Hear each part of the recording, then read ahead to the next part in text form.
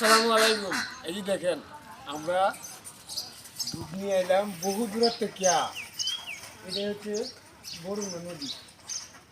আমরা শুধু সময় দাদারা সবসময় দুধ নিয়ে আসতে এই জায়গা।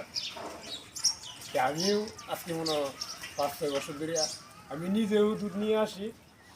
এই দেখেন আপনাদের নদীতে দুধ ঢাললে এখন কীরকম হয়, কিন্তু এই জায়গায় ঢাললে অন্যরকম লাগে।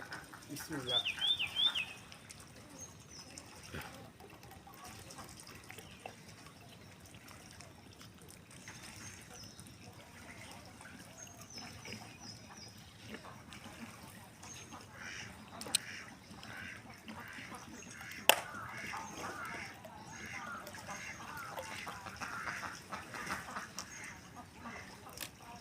কথা তো কই এই দেখেন এই দেখেন দুধ দিছি নিচে সরাই গেছে। আর আপনি যদি শুনি দুধ দেন দেখেন উপরে দিলে 500 টাকা, কিন্তু এটা ভাঙবে না। এই যে সব নিচে সরাই এটা গেছে। কি নদী কয়? এটা বরুঙ্গা নদী। বুরুঙ্গা নদী। এই দেখেন এটা দেখা